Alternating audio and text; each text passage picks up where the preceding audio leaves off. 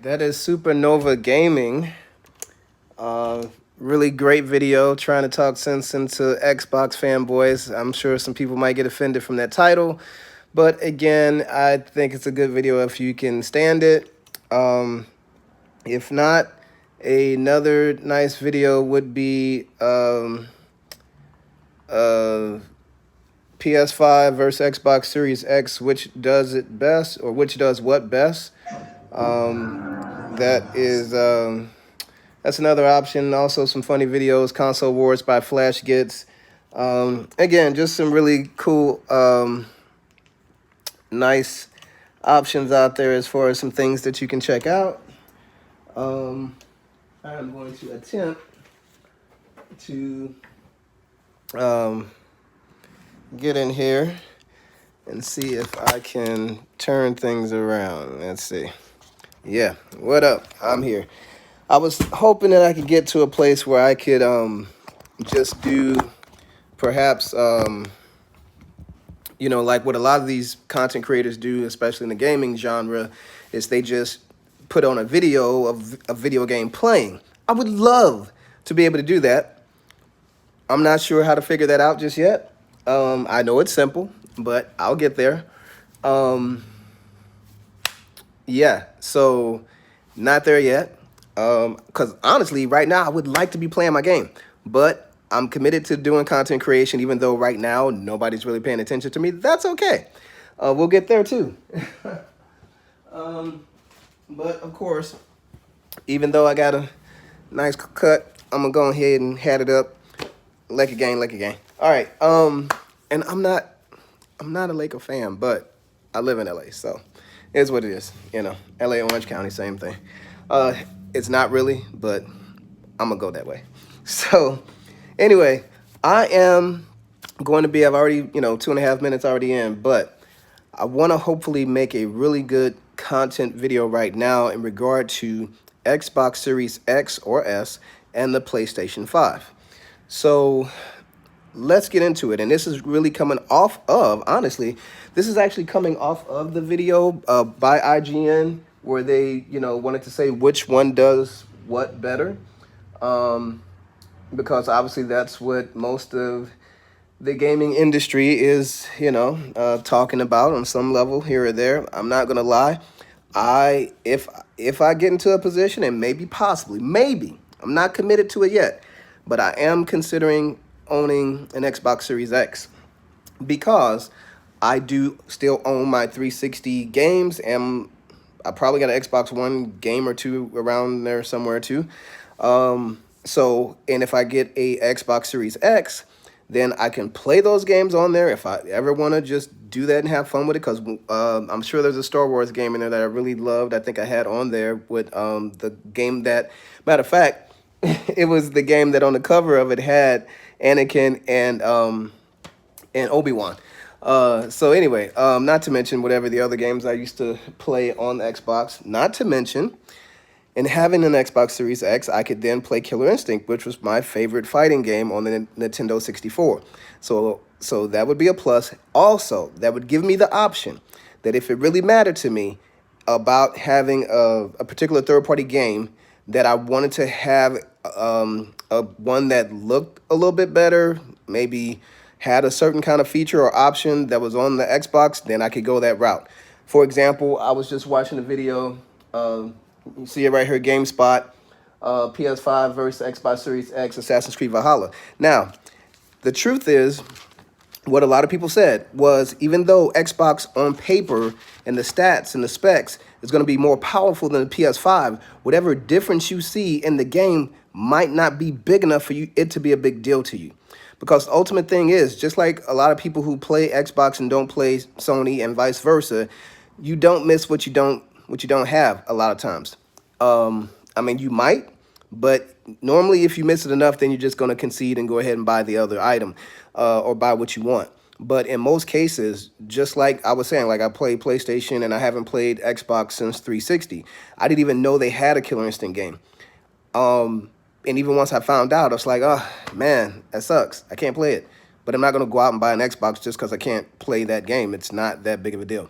For some people, that whole Bethesda thing it could fall into that category. Either it sucks and oh well, or man, that's going to make me go and buy that system. The reality is, it's not going to be enough people to make up the gap. Number one. Number two, as we have found out, if you check the articles and if you staying up and got your ear to the console streets, it's pretty much been said, literally. Check. I'll who did I hear it from? I want to say MBG. No, yes, MBG. MBG. New comments from Xbox may reveal some great news for Sony. Most likely, is what it says. But yeah, basically the whole thing about them wanting it first and better on Xbox, and they're not about making it exclusive and taking it away from other platforms, pretty much says it. It'll probably be, they might try to Spider-Man it, like with the Avengers game, which of course is catching all kind of head. But with the Avenger game, that only that version on PlayStation has Spider-Man. Well, they might do something crazy like that with some of their Bethesda games, maybe. And of course, it's gonna probably look and run better because of the Xbox Series X specs. Number one. Number two is that they're going to have much more time to work with the newer systems. Because again, even though Valhalla looks better on the Xbox Series X now, obviously 3 years from now, games are going to look way better on the PS5 than what they do now. But the same thing can be said for the Xbox Series X. But the reality is, how much better can we really get? Our eyes are our eyes, and what we take in is what we take in. It can only go so far. So realistically, we're going to find out how big the difference is, because what I saw on the Valhalla game was that the blacks were darker and deeper. And again, we don't even know I don't know. They said that they made everything as equal as possible as far as the capture card and all the things that they set up. But what I saw was just that the blacks were darker and deeper on the Xbox Series X than the Sony PlayStation, which, that in certain games, that's going to be a big difference maker, or at least, a visual difference maker that you can really pick out and point out. But then in other games where colors and brightness might be a thing, then it's going to look better on the PlayStation 5 based on that video. So anyway, I'm already 8 minutes in and I haven't even gotten to the real deal. So, oh well, this is going to be a 15-20 minute video, easily 20-minute video, because I've already done other videos with content, and that's kind of see how this goes. So maybe one day people actually watch me like I watch other people's content, because I watch other people's content at 20 minutes, 10 minutes, whatever. And sometimes based on my time, I'll be like, oh man, it's just 5 or 6 or 7 minutes, and I'll go there. But let's go ahead and jump into it. And actually, I'm going to start with the Star Wars analogy that I kind of just picked up on just now. So Anakin was obviously more powerful than Obi-Wan, but Obi-Wan represented the old mindset because, for those who really know the Star Wars stuff, the Jedi were stupid and they were closed-minded. And even though Anakin was duped into going to the dark side, this, that, and the third, he wasn't completely all wrong as far as breaking away from the traditions of the Jedi. So Microsoft, Sony. So Microsoft has the more powerful console right now, the Xbox Series X. Sony is going the more traditional route. Xbox, they're breaking away from it, but the way they're going about it, the way Anakin was going about it, was the problem. What do I mean for Microsoft? The way Microsoft is going about it and going with Game Pass and how they're going about Game Pass, they're saying, we don't care if you even buy our console. We, without publicly conceding, but basically conceding that we lost the console war for the last 10 years since Xbox, since we first started this, saying that we were going to beat everybody else every year, every E3, every new system. We're better. We're going to be better. Our fans and all this. And after losing 3 times, they're like, okay. Well, what we're going to do is see the whole change. And all they care about now is getting more people on their ecosystem paying into it. They don't care if you're on a PC or an Xbox. They don't care if you're anywhere else, as long as you're in their pocket paying monthly, whether they produce a game or not.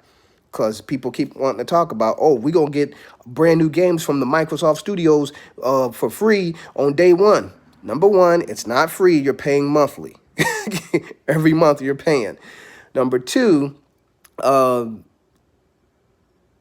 you number two, every month that they don't release a new game that you get for free on day one, you're paying. You're paying. You're paying. Anyway, if I could keep going, I would say that what's the quality of the game? Now, I'm not saying that the game's not going to be decent or good. It should at least be decent. Hopefully, it's good. And if you're lucky, it might be great. But the sad thing is, after going through all this content stuff, even Xbox fans have been very vocal about how disappointed they are in their franchise games, which is Halo. And not just the one that's being pushed back, because, that's good that it's being pushed back, good for the game, bad for the fans and bad for Microsoft because you have no launch title. Why was all your eggs on one basket is beyond me in the first place. Like, if Demon Souls was pushed back for Sony, they still had Spider-Man. So now, granted, realistically, that was it, just those two, and then again, of course, Astro's World or Playroom, but that's just a bonus. Godfall seems to be a disaster from what I'm hearing. But Demon Souls is getting rave reviews, so much so to the point that it was a game that I wasn't even interested in, but now I think I might play it just to see. But it will depend on some other things I'm working on. But anyway, so I think I'm done with the Star Wars analogy, and let me just get right into what I got from the IGN comparison with the PS5 and the Xbox. So this, and I'm gonna probably have to put it in the spots. So at 12 minutes and 30 seconds, if you want to go straight to welcome, you hit 12 minutes and 30 seconds. Let's get right into Xbox Series X versus the PS5. So first, IGN, and this is based on IGN video. They talked about the Xbox being a easy place to put your Xbox, like the size of it, it'll fit in the look, the color, it's easy to fit in most living rooms or places where you would want to put it. The PS5 is very big, and it probably doesn't fit most people's color schemes, et cetera, et cetera. How much of a factor that is for anybody in regard to why you're going to buy a game console probably is pointless, because you're not buying it for looks. And the reality is, PS5, Sony, they went with, look, we the ish, and when we come up in here and be in your house, you're gonna see us and be like, dang, you can't miss it, you can't ignore it. Just like you can't miss and ignore the fact, and I know this is a little much for y'all, but seriously, as if you're doing the whole console thing, you can't ignore the fact that Xbox went 47 million on their last console to PS5's 119 million. Like, stop it. Game over. Game, set, and match. That is a butt whooping. That is a spanking. That is nothing. Like, Xbox fans should have been like this the whole time that we were talking about launch stuff for the next console. They should have just been like sitting on their hands like, I hope. I mean, for real. Because the sad thing is that Microsoft literally is saying they don't care about the console. That's a problem. Just saying. Moving on. Quick resume. Quick resume. Microsoft, yes. Love it. Love the quick resume. Love that feature and hope Sony catches up and implements it and updates it through firmware or whatever. Even though, as we have seen, now that we have these systems in our hand, the timing in which it takes for us to go from game to game is next to nothing. Not to mention, also, I was just shown by Mystic, shout out Mystic, Sony PlayStation content creator.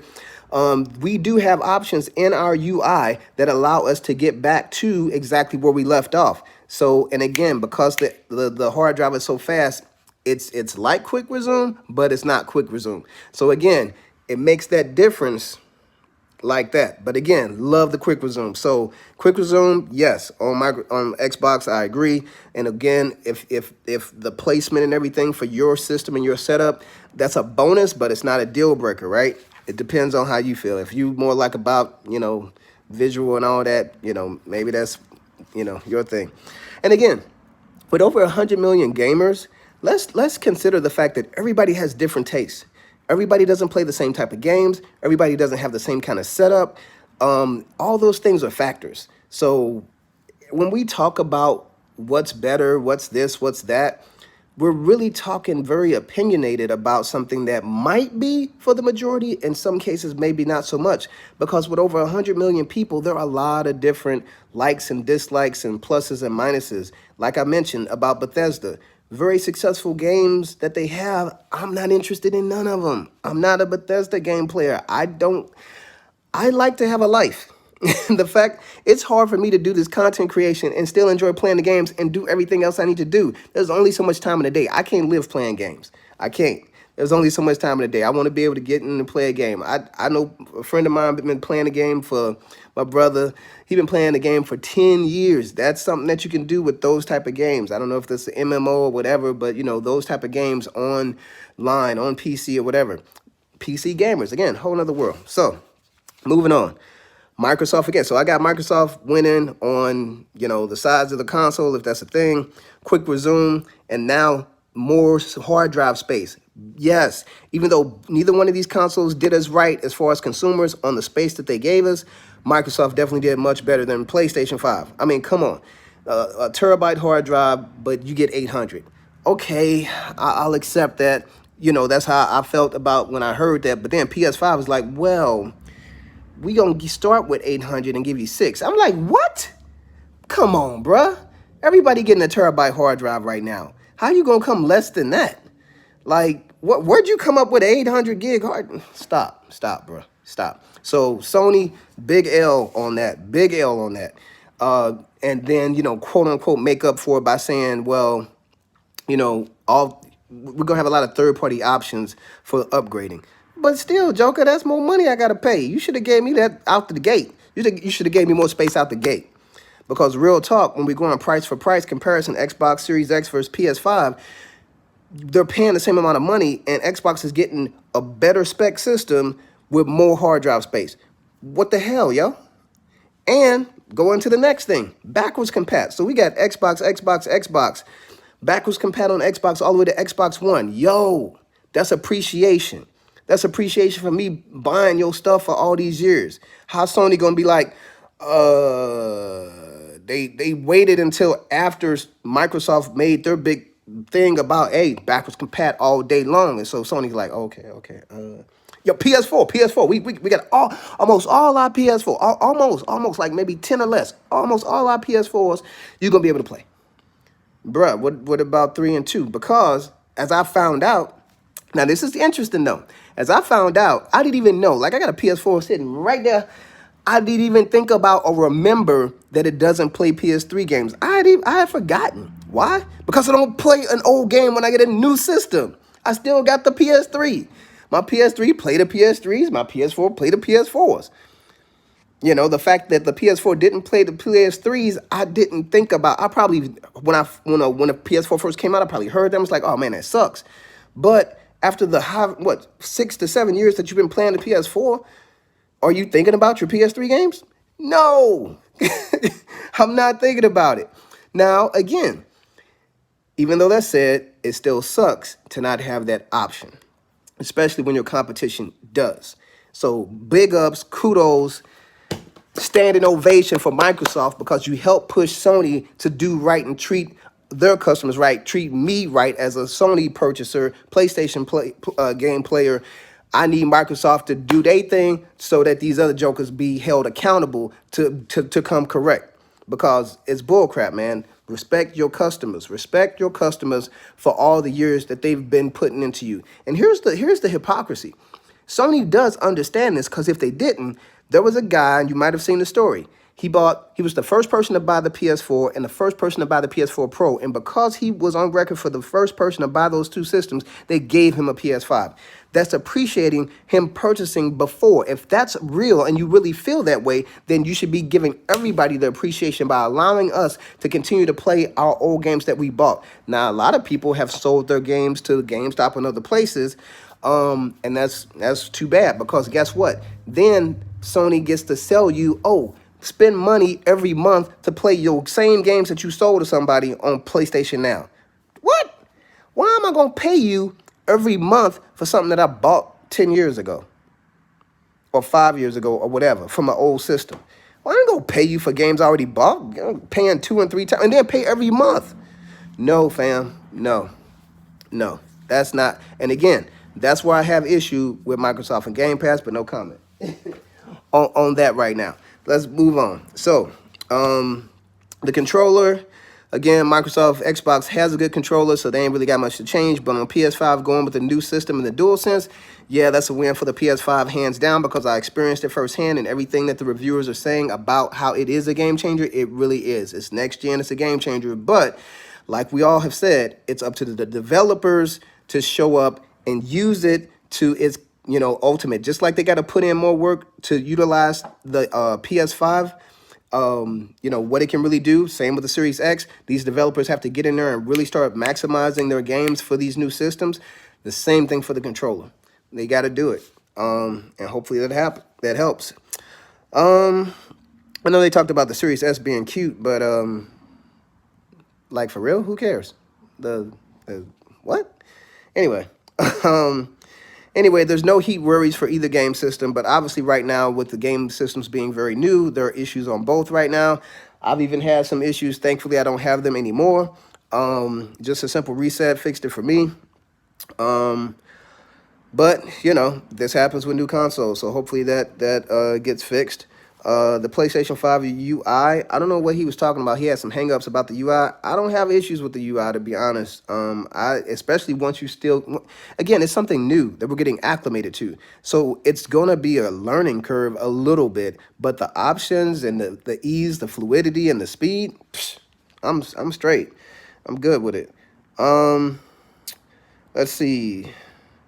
Yeah, that's about it.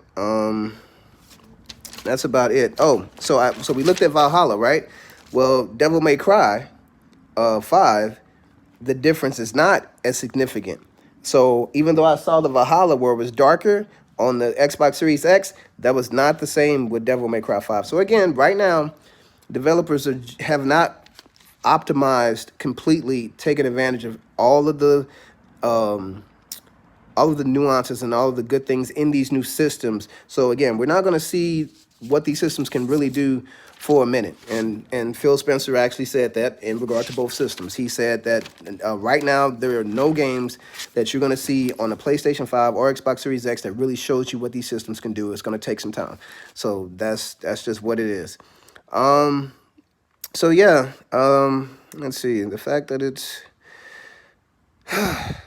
it's not the end and waiting can't be overappreciated. Okay, so he said in the end of the IGN video that he couldn't make the call to say that either one of these consoles were a day one purchase. Can I just say that, for the record, and this is why I'm coming to an end, but this is really important, so I'm gonna make a tag on this time too. So I'm gonna say right around 24 minutes. No game system, for the most part, when it first comes out, can you make the argument for it to be a necessary day one purchase for any console, for any generation? Like, it's always better to wait. It's always better to wait. It sucked. The one time that it sucked to wait was the PS3, the Fat Boy, because it was backwards compat and it had more inputs, or whatever. But in the end, it still had the issue with the overheating and the glue getting undone or whatever. But if you could fix that, which you could, then technically you still had a better system. You still go online, eBay right now, and try to get you a Fat Boy PS3, and it's still gonna cost you. Is what it is. So, but yeah, as far as trying to say day one purchase, look, this is a hobby. This is gaming. It's not a necessity, and it's expensive. And real talk, $500, dude. People buy phones for more.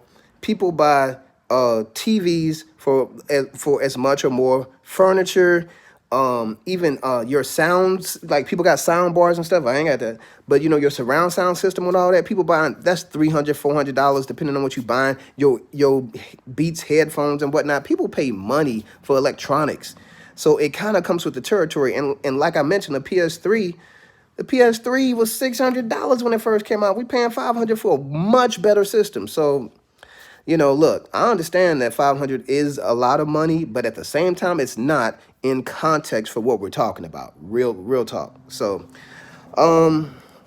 yeah. So I'm going to say that it is up to you whether or not you are a Xbox person as far as their games or a PlayStation person as far as their games.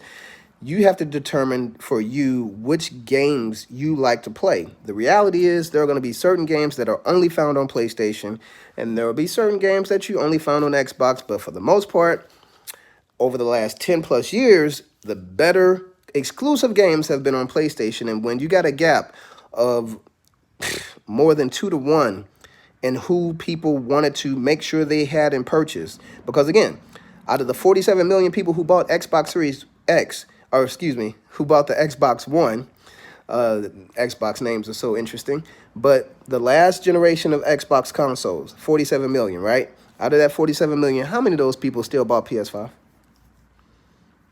That number.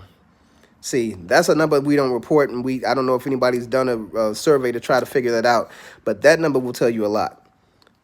So, and then when you find out how many people are PC or looking to go into PC, and then they say, look, I can go to PC, I don't have to have an Xbox, and I'll just do the Game Pass if that's what you want to do. But realistically, I think it's still going to be attractive or advantageous possibly to go with an Xbox. Again, depends on your situation and your setup. Because PC gaming can still be expensive. And then when you go online, if you're an online person, I'm not really. But if online is your thing, then you got to deal with cheaters. It's rampant in the PC world from what I hear. So there's a lot. And not to mention the price for PC gaming, all the upgrades you got to do. It's a thing. So I attempted to try to hit at this. Gave you a good 30 minutes. It's a sitcom right now. So I tried to give it to you, but if you got questions, if you even dare to listen this long, most people don't. But trying to have a conversation with people and let you know what's what on either side, Xbox, Microsoft. I got more coming, and it won't be this long. But I'm gonna go ahead and end this. Let me know what your thoughts are.